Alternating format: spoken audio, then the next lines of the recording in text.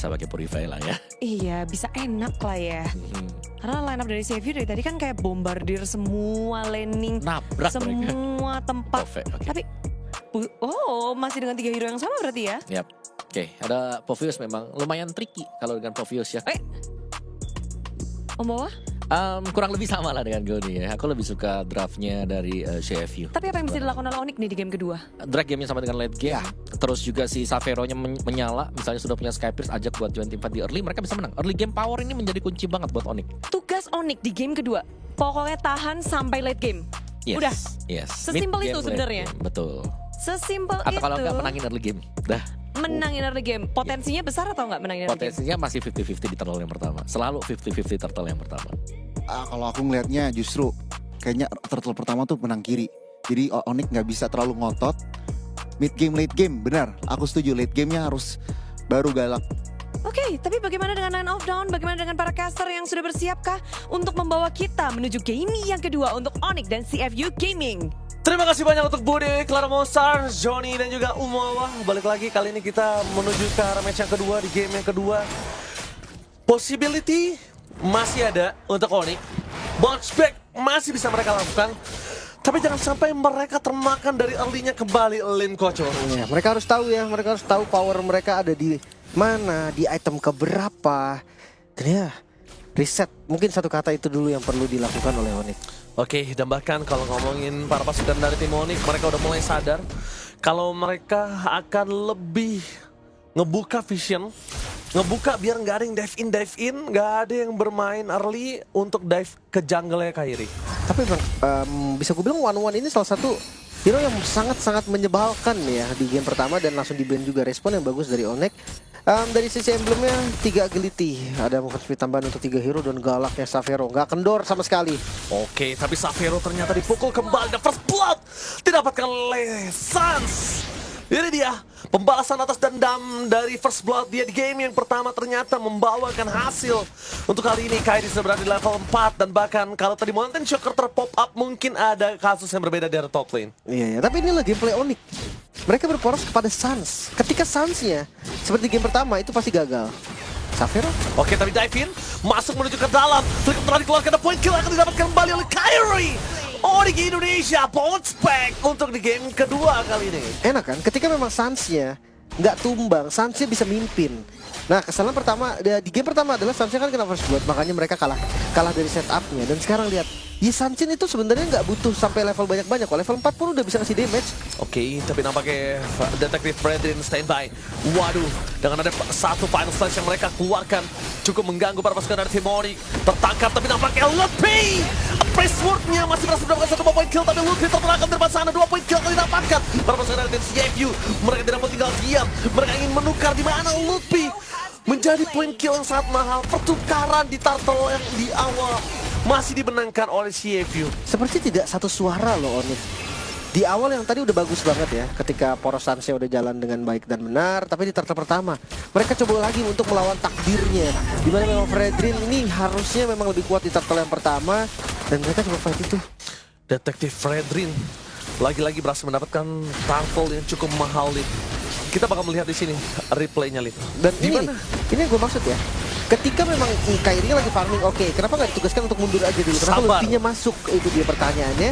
Kedua, setelah Lutfi-nya masuk, ini jadinya mau team fight atau enggak? Kalau memang enggak, ya udah lepas, berangkatlah ke orange gitu kan.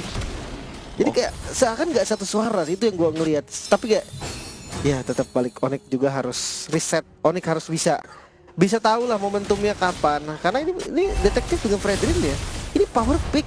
Dia tahu banget how to use Fredrin. Yes, betul. Tambah lagi yang bisa kita saksikan adalah tadi Kiboy memang udah momentumnya udah bagus. Cuma dengan tidak keselarasan target apa yang mereka lakukan yang akhirnya membuat mereka di dalam kondisi ya tidak terlalu unggul. Yang tadinya udah unggul sekali, udah mulai terkejar. Memang goldnya 1000 gold, tapi jangan lupakan. Dari 1000 gold ini, dengan turtle yang kedua mereka bisa langsung turun. Bahkan bisa sama. Iya.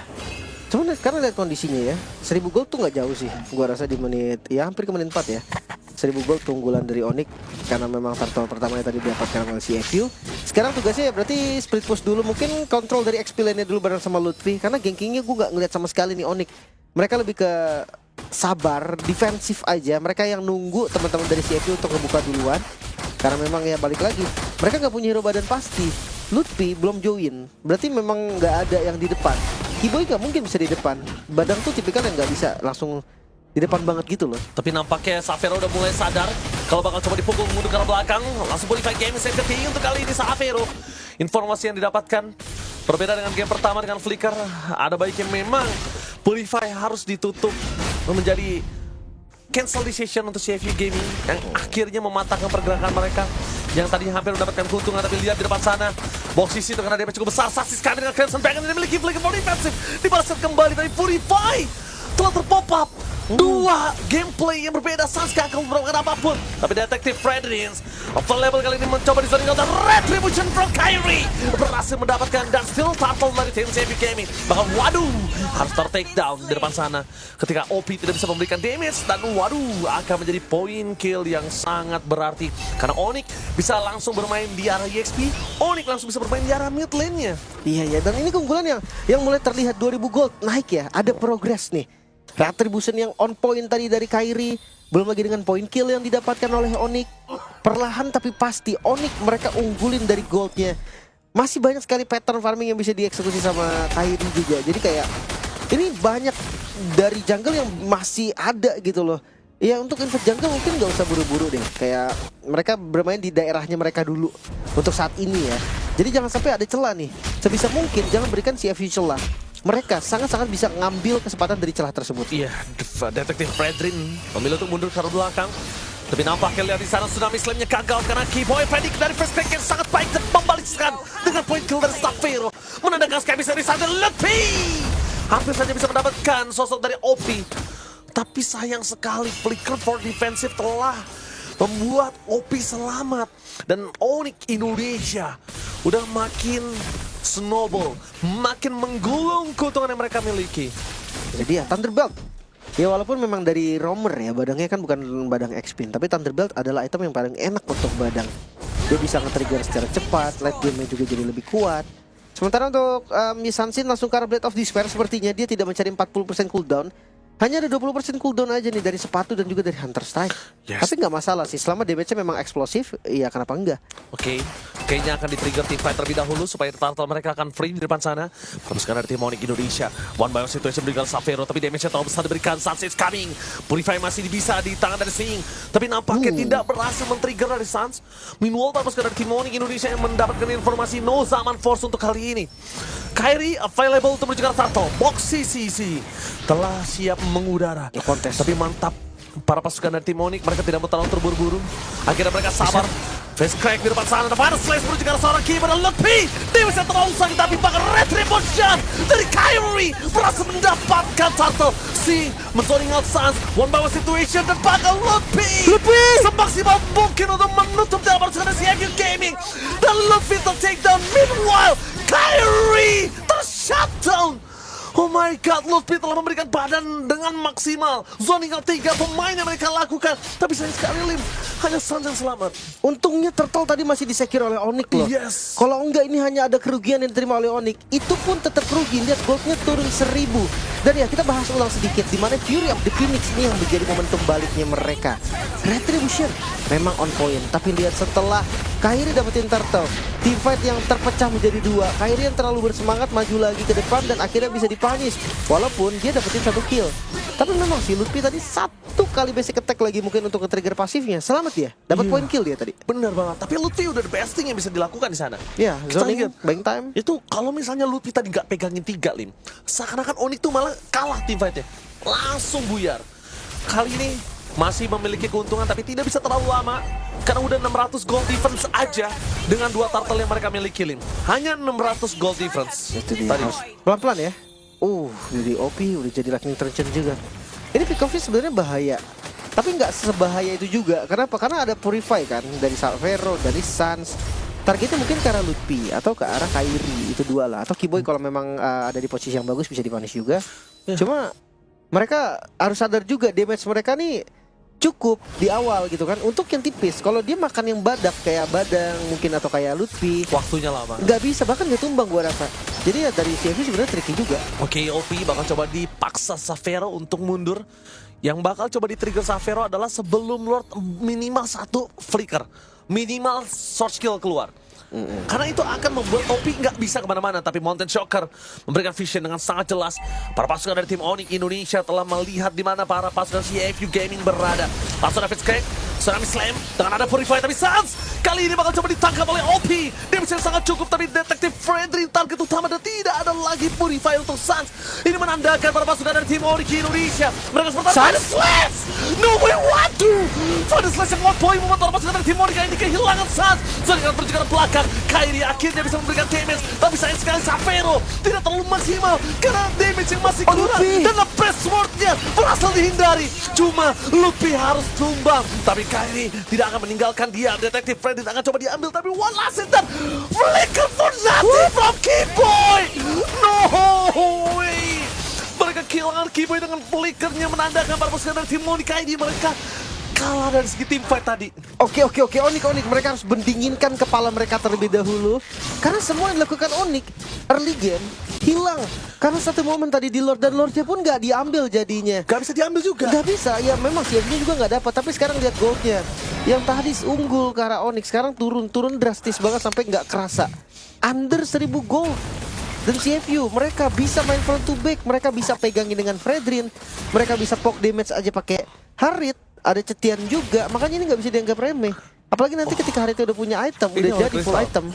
Kalau Crystal udah jadi oke, Zaman Force akan sangat mematikan. Informasi yang didapatkan adalah pada Slaze. Keyboy target utama mereka dan Zaman Force mencoba untuk menghindari damage yang diberikan. Tapi hit dari belakang, Luffy mencoba untuk ringan. Xavero berhasil mendapatkan 1, waduh. Tapi nampaknya Luffy juga menjadi pertukaran. Almost attack dan Xavero. Dan Detektif Fredrin menjadi target utama dan kehilangan power of retribution menjadi poin kill yang sangat mahal. Untuk Onyx ID, lihat Detektif Fredrin akhirnya ter-takedown dengan adanya Xavero. Skypiece terus aktif, tapi Sas! One last hit! Berhasil dia kata Tsunami Slam for nothing. Menandakan dan Kairi is back. Tapi nampaknya para pasukan dari tim CFU Gaming mereka akan kehilangan banyak kali ini. Mereka kehilangan Lord, mereka akan kehilangan turret di arah mid lane. Dan Kairi bersama dengan Xavero memberikan deal damage yang maksimal. Dan kan chance mereka dapetin Sans tadi bener-bener berhasil dihindari oleh Sans. Ya, membalikkan keadaan. Onyx ya dipimpin oleh Kairi memang, dan sekarang mereka sanggup untuk pegang kendalinya. Dimulai dari Lord di setup oleh CFU. Lutfi membeli waktu di depan, memang tumbang, Keyboy pun tumbang, tapi banyak source yang digunakan. Banyak juga tadi vision yang terbuka. Alasan itulah yang membuat akhirnya Onyx pede untuk membalikan keadaan di arah mid lane. Ya lagi-lagi dive in dari Sing juga ini sangat-sangat over ya bisa dibilang. Dengan Assassin ketika udah dapetin power spike dari itemnya, nggak ada takutnya lagi sama mid lane, sama mage. Ya ini dia menjadi keunggulan dari tim Onyx Indonesia. Bounce back 2800 gold difference langsung menunjukkan kalau misalnya power dari Sansin udah bisa melakukan team fight dengan maksimal. Dan bahkan Xavero, Skypiece yang dia miliki juga udah punya stack yang cukup untuk menghancurkan depan dari CFU Gaming. Tiba-tiba langsung 3000 lagi loh. Goldnya stack udah 500, Skypiece 47, Iya, oke itu banget dia. sih. Front to back udah bisa mereka mainkan sih saat ini. Plus, Mereka bisa kuat sih lawan Detektif Fredrin harusnya Lim. ya, last itemnya tadi Rose Gold berarti ya. Tapi kita akan lihat Lord seperti apa yang sudah diambil oleh Onyx. Oke, emosi menuju ke arah Keyboy, tapi dengan adanya Fitzcrack, Keyboy tidak bisa ditangkap. Informasi yang udah didapatkan adalah memang tidak ada lagi Lord, tapi ternyata initiate didapatkan oleh Luffy. Target utama mereka langsung ada Tsunami Slam yang dihindari dengan adanya Purify. Fury of the Phoenix, kali ini Detektif Fredrin nggak boleh lupa kalau Xavero memiliki damage yang cukup besar. Pada Slayer menunjukkan Luffy masuk ke dalam turret, damage dan langsung instant kill. Damage dari turret, Xavero menjadi target utama. Opi mencoba untuk menghindari Rhapsody. Tapi Rhapsody bernyanyi dengan sangat sakit di depan sana, membuat para pasukan dari tim CFU Gaming mulai kembali lagi mengkikis keuntungan di tangan dari Onyx ID. Harus sedikit sabar gak sih? Karena mereka kan, ya kita tahu counter setup yang mungkin banget dilakukan oleh teman-teman dari CFU. Mereka punya Final Slash, mereka punya Fury of the Phoenix. Jadi nggak boleh juga sembarangan masuk dari Onyx ID. Apalagi ditambah dengan Lutfi yang ketika dia masuk dia nggak bisa keluar lagi. Dia masuk ke dalam turret lagi tadi. Itu dia damage-nya yang tadinya kurang jadi cukup karena tarat. Divine Glaive udah jadi juga. Harit tersisa satu item terakhir. Ini bebas banget dia mau pakai Immortal bisa, Winter bisa. Damage lagi mungkin Bloodwing. Wah, kalau dia Blood Wings juga, depannya sama-sama bisa dirontokin. Keyboy sekalipun dia nggak bakal kuat tahan. Keyboy nggak bakal bisa nahan damage yang diberikan oleh Harit. Main Itu. poking aja, Keyboy bisa Sakratul Maut. Ya itu yang gue maksud tadi sih. Ini perbedaannya ada di sini sekarang. Walaupun goldnya memang dipegang oleh Onyx, tapi Onyx sendiri juga nggak boleh anggap remeh nih. Dari Harit, bukan hanya Harit lah. Dari Cetiannya juga nih spam skill udah lumayan enak. Glowing, Lightning, dan Divine Wave. Damage-nya udah masuk semua harusnya. Udah mulai bergoyang permainan dari tim CFU Gaming. Ini menandakan Onyx ID masih memiliki kesempatan dengan 3000 gold difference yang mereka miliki. Tapi jangan lupakan, turret hanya berbanding sedikit saja.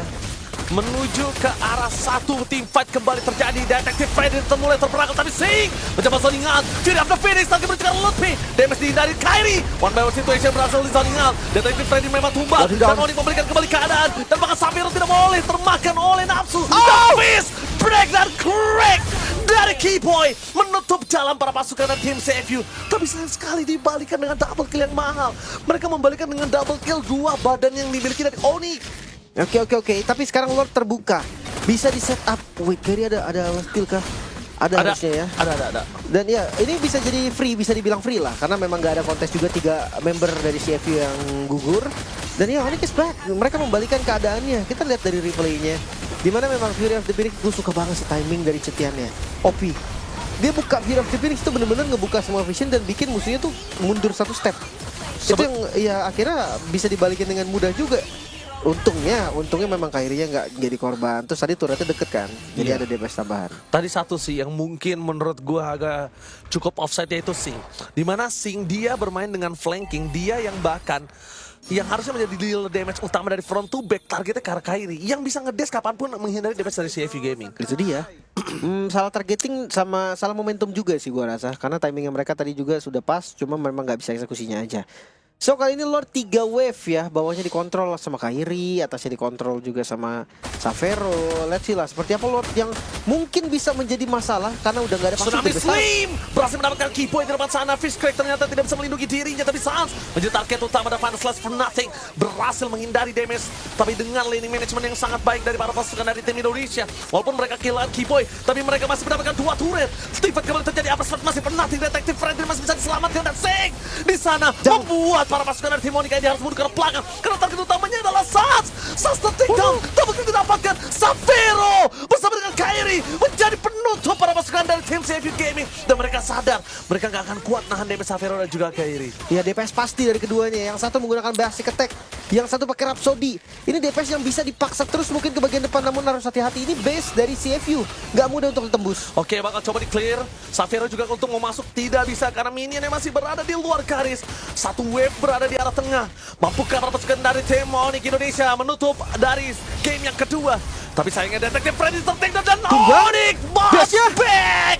Onyx berhasil membalikan kembali keadaan dan game 3 Israel bounce back from Onyx Indonesia. 17 menit bukanlah game yang mudah.